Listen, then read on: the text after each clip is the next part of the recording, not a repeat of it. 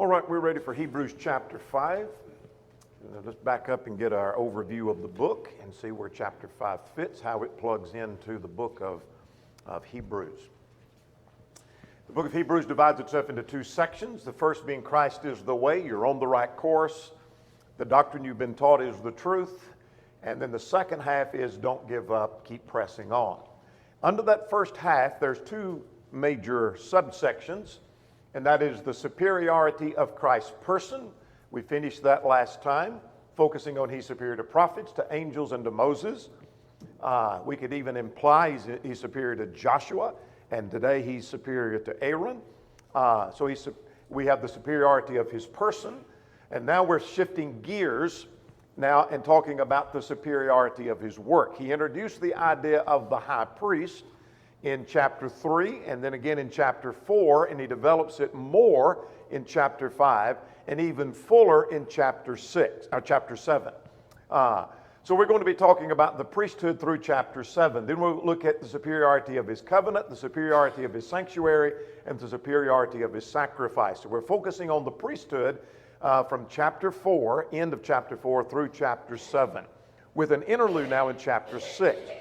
Chapter 6, when we get there, 2 weeks from today, next week is our gospel meeting, starts Wednesday night and ends on Sunday. So we don't have class next Sunday. But next time we come together for a class, we'll be looking at chapter 6, and that's kind of an interlude where he pauses for a moment and gets to the point that he's going to be talking about in chapters 10 to 13. Don't give up, keep pressing on. Then he goes back to his flow of argument about the priesthood. So now let's review where we've been and see what chapters 1 through 4 are about. What's chapter 1 about? All right, he's superior to angels and to prophets. Chapter 2?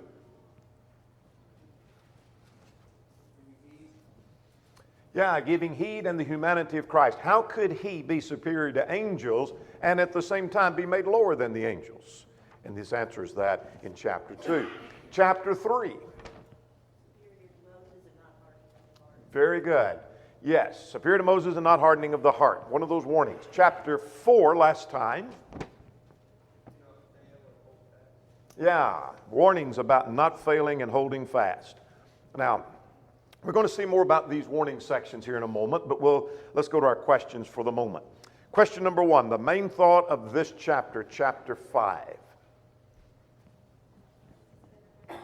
Say again. He is a better high priest. Very good. Absolutely. He is a better high priest. Now keep in mind that chapter 3 verse 1, if you don't have this noted or remember this, go back to chapter 3 and verse 1. He mentions the apostle and high priest. That's the first reference and implication that Jesus is our high priest in this book, that is. And so he mentions Jesus Christ as our high priest. Well, he doesn't say any more about that in chapter 3. Comes at the end of chapter 4, and he only mentions it subtly, saying that we have a high priest that can sympathize with our weakness and help us through our trials and difficulties. And so he mentions again our high priest. Now he launches into a discussion and explanation of our high priest and him being a superior high priest. So one of the questions has to be in the mind of the Hebrews who are tempted to go back unto Judaism. How could Jesus be our high priest since he's not of the right tribe? How could that be? How could he qualify to be a high priest when he doesn't meet the qualifications of the Aaronic priesthood? And so he's going to answer that here in chapter 5 and say more in chapter 6. Let's go to question number 2. List any references to or quotations from the Old Testament that are found in this chapter. Where's the first one? All right, Psalm 2:7 is quoted where in Hebrews 5? Verse 5. So verse 5, you should have Psalm 2 and 7. All right? What's the next reference? Verse 6, you have Psalm 110, verse 4. All right, Psalm 10 and verse 4. So here are verses that are quoted. We look at this each time because this is an important part of the book of Hebrews. There are verses that are quoted directly from the Old Testament. So verse 5 quotes directly from Psalm 2:7. Verse 6 quotes from Psalm 110. Is there any other allusion or reference to, though not a direct quotation from, the Old Testament? Okay.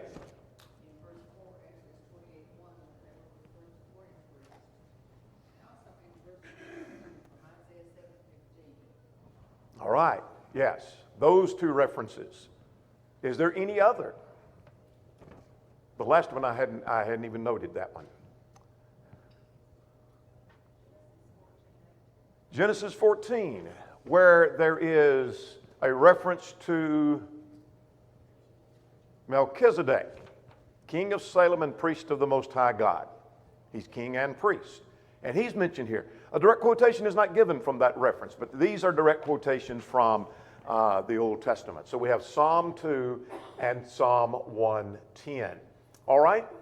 So let's go back now and look at our chapter. Chapter 5 is simply, I call it simply, Christ is a better high priest. And so we're talking about the superiority of his work. And so there is a better priesthood. He's a better high priest. Why is he better? He's going to argue that for us.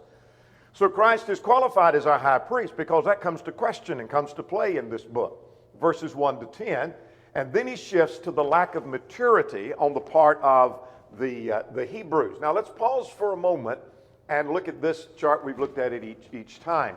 There are 5 sections where there is doctrine followed by warning. Doctrine, then warning. Doctrine, then warning. We're now in the 3rd of those doctrine warning sections.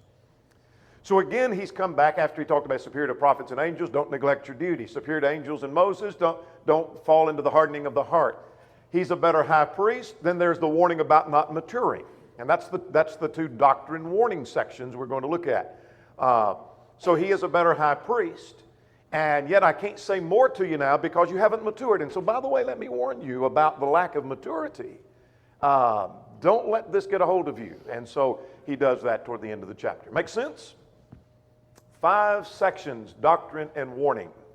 Let's go to question number 3. How does this chapter relate to those to whom it was written?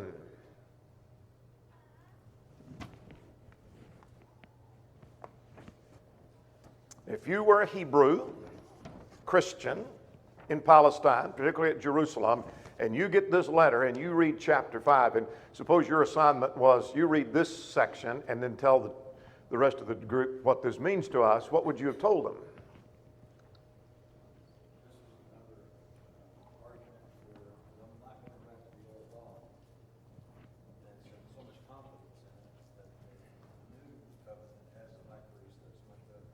Absolutely.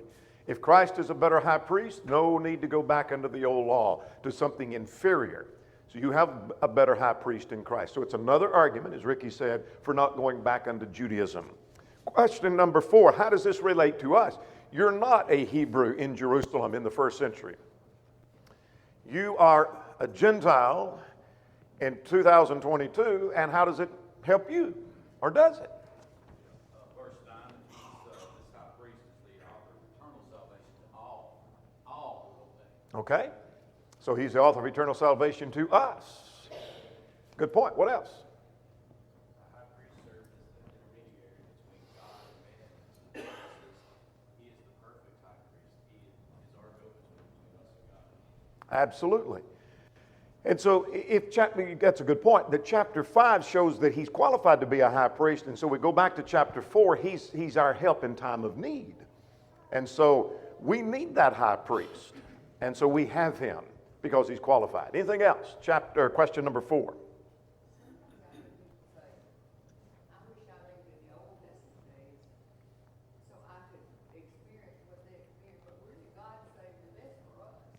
Good point. I don't want to go back to that day. I don't want to go back to then. Not at all. I'm glad I live under the new covenant. All right, let's leave our questions for the time being and get underway. Now let's talk about Christ is qualified as our high priest. There are 2 things that happen in this section, verses 1 to 10. There's the qualifications and function of a high priest under the Aaronic priesthood. And then he talks about Christ qualifies for our perfect high priest. Let's talk about the Aaronic priesthood. So verses 1 to 4 is not talking about Christ, but it's talking about the qualifications of a high priest. And so he stops and says, okay, this is true of high priest. And so if I might paraphrase the beginning of verse 4, that he's in essence saying, let's talk about the Aaronic priesthood. What were the qualifications to be a priest? You want to know if Christ is qualified to be your high priest? Let's talk about the qualifications of a high priest under the Aaronic priesthood. So, His point is going to be that not only is Jesus qualified when he starts at verse 5, not only is he qualified to be our high priest, he is a better high priest. So if he comes out equal, we're no better off, are we? So let's just go back into Judaism and have the Aaronic priesthood because Christ is just as good, he's qualified. No, that's not his argument. He is qualified to be high priest and he's a better high priest. And we're going to see why. So let's start at verse 1. He lists 5 characteristics here and qualifications of the function. First of all, he says at verse 1, every high priest is taken from among men. That is, the high priest is taken and chosen from among men, perhaps a reference to Exodus 28 and in verse 1. Speaking of Aaron being chosen, go back to chapter 28 and verse 1 of the book of Exodus as we have the description. I can get my pages all separated. The garments, etc., for the priest. Now take Aaron your brother and his sons with him from among the children of Israel, that he may minister to me as priest. So God chose him. Now keep that in mind as we go a little bit further.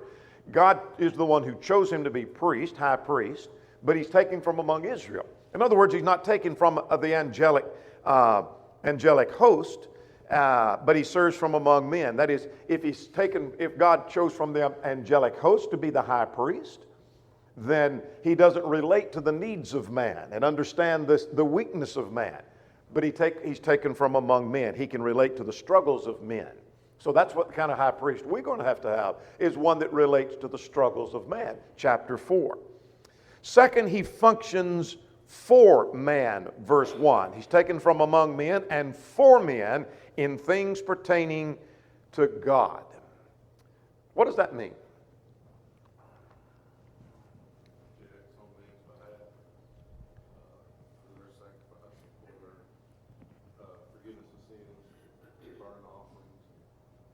All right. He is not functioning for God, for God's benefit. He's functioning for man's benefit. So the sacrifice that he makes is for man's benefit. And so not only is he taken from among men, he's functioning for man. And that is on man's behalf. And then he specifies in things pertaining to God, having to do with our relationship to God. And so we're talking of the Aaronic priesthood. So he's taken from among men. He functions for man and his relationship to God. All right? What's the third thing that he does? Verse 1, mentioned again at verse 3. That he might offer gifts and sacrifices. This is his function. So he offers gifts and sacrifices. What's the difference? Well, I think perhaps gifts may have reference to the bloodless sacrifice. And then the sacrifices would have reference to the blood offerings. Would seem to be the only distinction that I can imagine are made between those. But he offered both gifts and sacrifices. There's some distinction that's made. And so that's the work of the high priest. He offers sacrifices. Now verse 3 mentions that. Let's get ahead of ourselves, but we haven't got to verse 2. Because of this it is required, as for the people also for himself, to offer for sins. So the high priest offered the blood for himself and for the sins of the people. All right, let's go to verses 2 and 3. He's acquainted with the infirmities of man, verses 2 and 3. He can have compassion on those who are ignorant and going astray. I take that to that he's talking about those who sin out of ignorance and those who are going astray who sin out of weakness. Those who sin out of one of those two means, because he himself, that is, the Aaronic priesthood, was a sinner. So I know he's not talking about Christ here. He's talking about Aaron and Aaron's sons. Now, give me some evidence that Aaron himself was a sinner. Can you think of some things he did? There was the making and the creation of the golden calf. I'm sorry? He didn't control his sons? Yeah, he and Miriam spoke against Moses. And you remember the striking of the rock we talk about Moses. Remember when God said to Moses, because you did not believe me, Numbers 20? Go back and look at that text. It says God said to Moses and Aaron, because you did not believe me. He was included in that. And so he was a sinner too. That's the point I want you to see. Now, the American Standard is quite interesting here, that he could have compassion. The American Standard says, bear gently. He deals gently. He's understanding as he deals with them. because he himself is a sinner. And so he is acquainted with the infirmities of men. Verse 2, because he is beset by weakness, and because of this, verse 3 said, he offers a sacrifice not only for the people but for himself. All right, so he has to be acquainted with the infirmities of men. Now verse 4 rather, the fifth point is he's appointed of God. What does this suggest? No one takes this honor on himself, but is called of God, just as Aaron was. Yeah, God was the one. Exodus 28:1. I said we'd come back to that. I'm not going to turn and read it, but God said to Moses, Aaron will be the priest. So God's the one who chose him. It wasn't that Aaron and his son said, you know what, I think we're going to run for the office of priest. I think we'll just make ourselves the priest. That wasn't the case at all. He was appointed of God. No one takes that honor upon himself. So verses 1 to 4 are quite simple. Here are the qualifications to be a high priest. And every Jew would have to say amen. He's right about that. Whether they like Paul or not, they have to agree. He's right about that. He's taken from among men. He functions for men. He offers gifts and sacrifices. He's acquainted with the infirmities of men, and he's appointed of God. God did the appointing. He doesn't take it on himself. And so the Jew probably is sitting there ready to speak and say, but if Christ is claiming the high priest, he took it on himself. God didn't appoint him. And so he's going to answer that here in this context. Questions or comments? Verses 1 to 4. This is also not indicate that basically it also, the fact that the priests were appointed by God, it also indicates that the priesthood and the qualifications of the priesthood were designed by God. I think that's true. I think that's true. If God appointed the priest, then God also sets down the qualifications, and he does so for our high priest. Now let's begin at verse 5. At verses 5 through 11 now, Christ qualifies for our perfect high priest and superior high priest.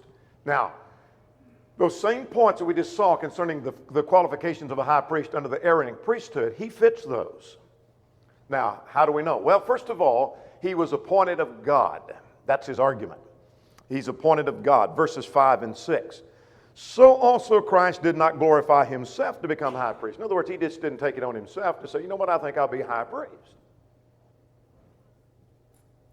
But it was he who said to him, that is, God the Father said to him, you are my son, today have I begotten you. Taken from where? Psalm 2 and verse 7. So it was God who said to him, you are my son, today have I begotten you. That's again taken from Psalm 2. This psalm had reference to the resurrection of Christ. How do I know that? It doesn't mention the resurrection specifically in Psalm 2. But I know, and I will affirm, I know without a shadow of a doubt that the commentary I read was right.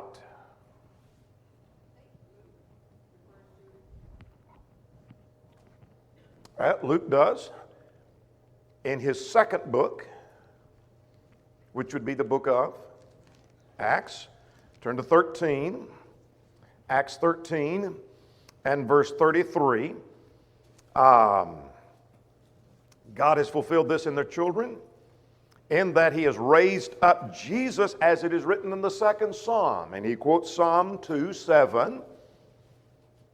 And that he raised him from the dead, he saw no more corruption. So here's the point.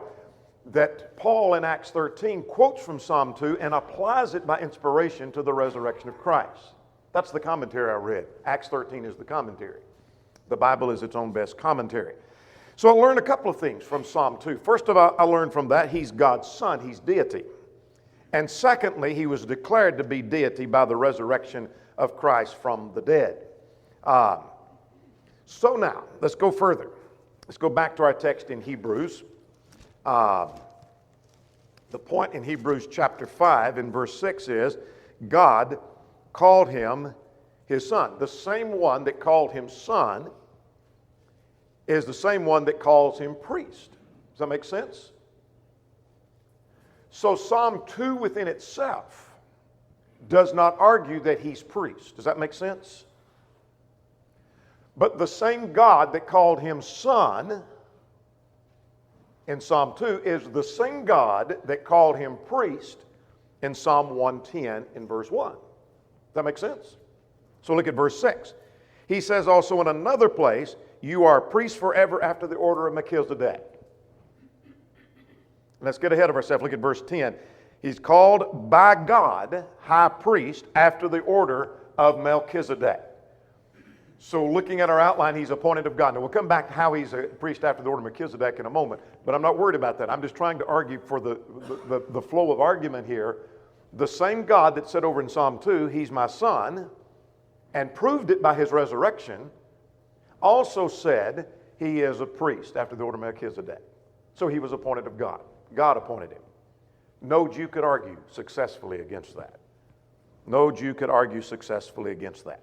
Now let's pause for a moment, and before we go back to the flow here, and talk about how he's a priest after the order of Melchizedek. How is that true? Well, he is mentioned in Genesis 14 as being king and priest. So go back to Genesis 14 if you want to make a reference to that in your margin of your text, lest you forget that in the future. But Genesis 14, beginning about verse 17, and the king of Sodom went out to meet him. I'm into verse 18. That Melchizedek, king of Salem, and then later is mentioned as being, in verse 18, the priest of the Most High God. He was king and priest, is what I want you to see. And we'll see more in chapter 7 about what he did, or what Abraham did, he and Abraham did in their relationship. That's not his argument here. He's not making that argument yet. He'll do that in chapter 7. But in what sense is he a king or a priest like unto Melchizedek? Well, Melchizedek was a king and a priest at the same time. Zechariah 6, you need to be familiar with Zechariah 6, 12 and 13. Jesus would be a priest on his, finish my sentence, on his throne. He'd be a priest on his throne. So if he's going to be a priest on his throne, that means while he's on his throne, he's priest. And when he's not on his throne, he's not priest. He's a king and a priest at the same time. Let me footnote.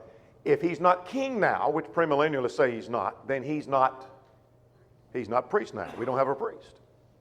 You dethrone the king, you've dethroned your priest. He's king and priest at the same time. So he's king and priest at the same time. Now chapter 7, verse 3, let's get ahead of ourselves. He was without father and mother. What does that mean? Does that mean that Melchizedek didn't have a mom and dad? All right, not recorded. He did not come to the position of being priest because of his lineage. Aaron's sons and grandsons and great-grandsons all became priests because of their father and mother. But Melchizedek was appointed of God, and so did Christ come because of who his father and mother? Was he from a long lineage of priests? No. So he's without father and mother. That's parallel. All right, here's another. He's superior to Aaron.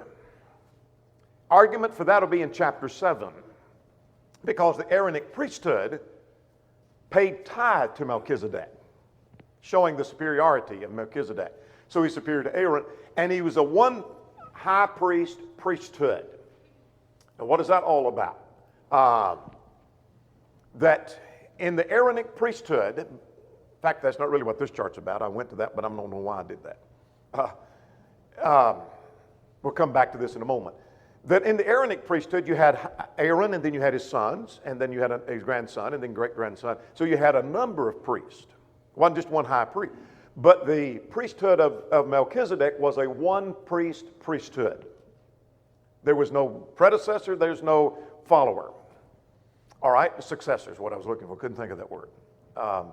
And the same thing is true of Christ. Who was his predecessor as high priest? There was none. Who's his successor as a high priest? There is none. It's a one high priest priesthood.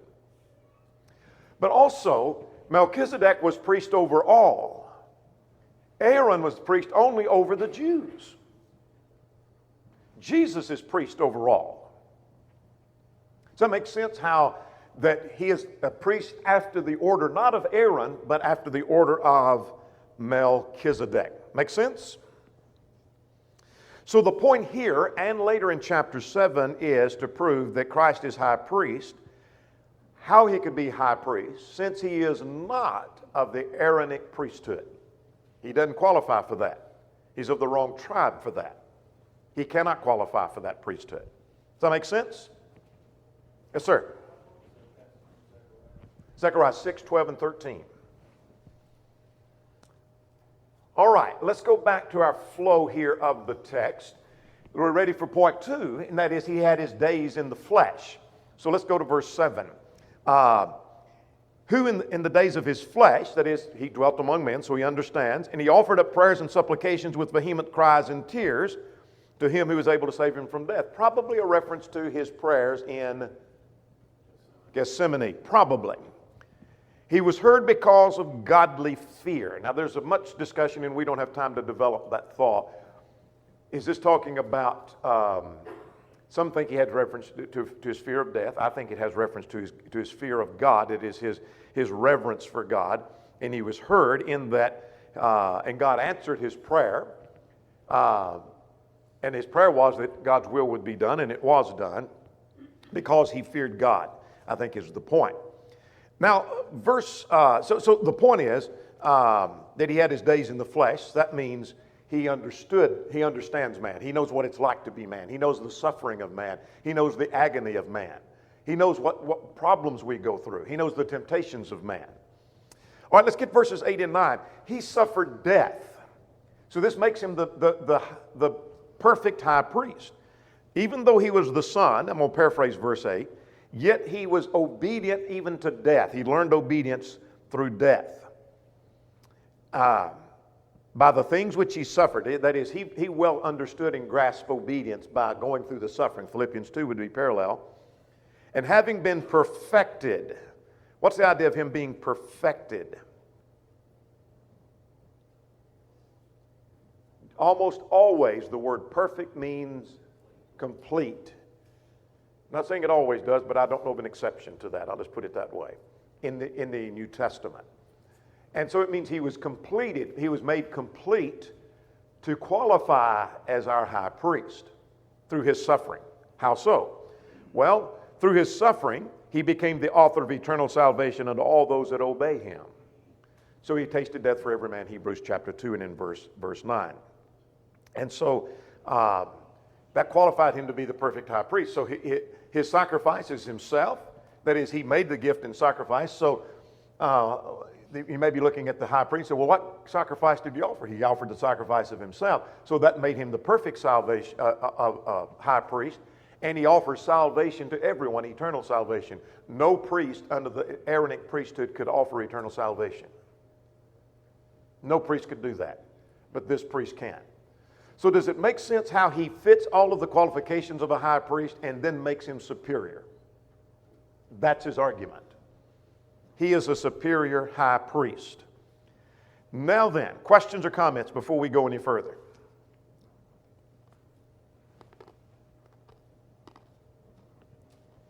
He's the Son of God. He's deity. He's perfectly qualified to be the high priest. Now let's go further now, and let's talk about the Hebrew's lack of maturity. What is his point at verse 11? He says, I want to say more about Melchizedek and the priesthood. Absolutely. If you haven't fully grasped some of the foundation, you can't take that which builds onto the foundation. You can't build a house when there's not a foundation there, or when the foundation is crumbled. And so I have much to say and hard to explain since you've become dull of hearing. Their dullness was not literally they had a hearing problem. It's a mental problem. In other words, they're not focused. Bedag says, Bedag is a lexicographer, this word that is translated dull simply means lazy or sluggish. So translated in the Lexham English Bible. Let's get ahead of ourselves. Chapter 6, verse 12. I'm not talking about the same thing, but I want you to look for a word. That you do not become, the New King James says, sluggish. Same word translated dull in our text. I like that word sluggish. They're sluggish in their hearing. What does that suggest to you? Dull, sluggish, or lazy in your hearing? They weren't looking back at the Old Testament and all of the prophecies and all the Psalms and all the writings that was about David and Jesus Christ and everything that come about him. All right. Process. Realized he was there for the Gentiles as well. That's what made him such a great high priest. All right. They become sluggish in that sense. They weren't paying attention. They were not making application.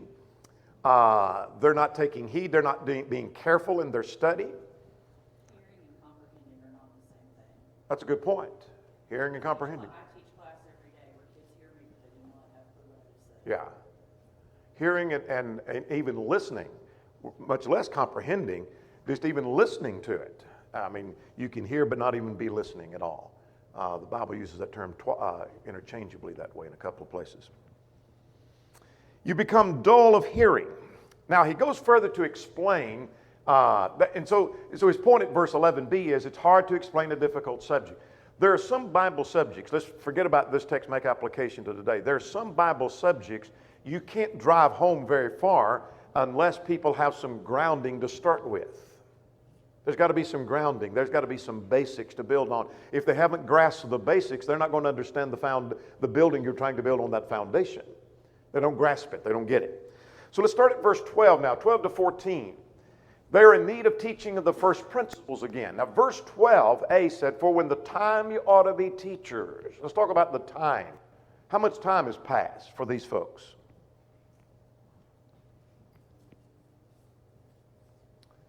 If this is talking about the church at Jerusalem, which I think so, at least in Palestine, the gospel started in AD 33 approximately. And if our dating of the book be correct, we've got it about 63 to 64 AD, so in round numbers, that's about 30 years. So in a 30-year period, let's even, just for kicks, reduce that down to half of that, 15 years.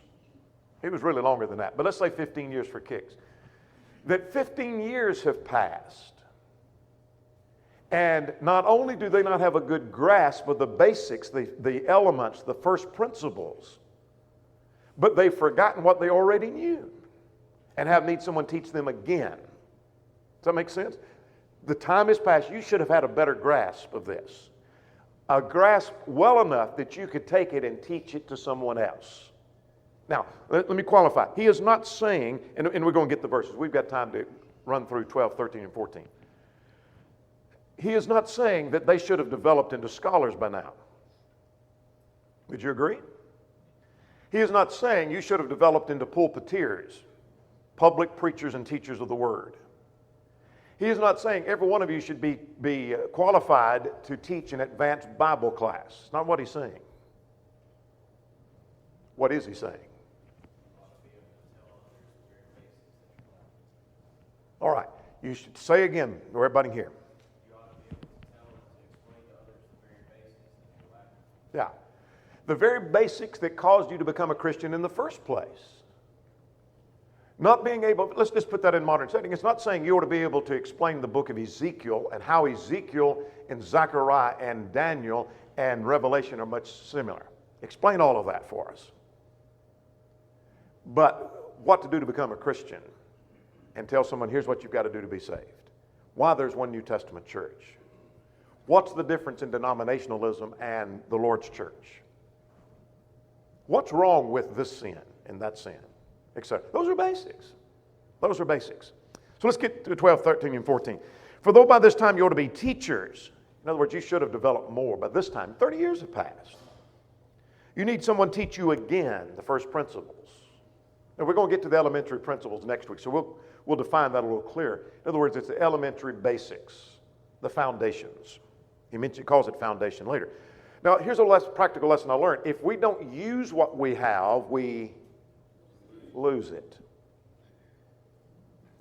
I took a course in baby Greek years ago at the Southern Baptist Theological Seminary. And I learned all the basics of the Greek language. I mean, the basics, by that I mean the alphabet. I could run through the alphabet frontwards and backwards. I can't do it anymore. Why? didn't use it like I should have. No. Same thing with the gospel. And you have become such as need of milk and not solid food. What's milk and what's solid food? Babies need milk.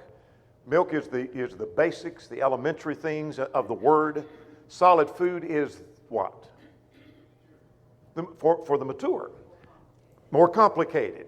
A little more advanced. For whoever partakes of the milk only, he calls him two things. What is he? He's blank and he's blank. Unskilled, and he calls him a babe. What does that mean? He hasn't grown, he hasn't matured, he's unskilled. He's not able to handle the word. He's not able to teach it. Here's a basic lesson I'm learning. We make a mistake thinking that when a person rises from a man particularly rises from the water of baptism, he's ready to get in the pulpit and do an invitation and maybe sign up to preach. He's not ready for that. He's unskilled. He needs to grow and develop. He should develop. But if he doesn't, he's still a babe. That means he's still unskilled.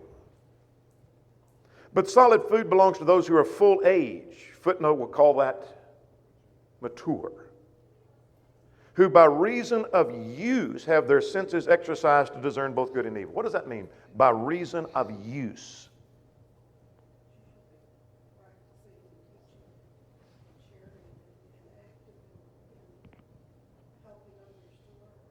Absolutely, absolutely.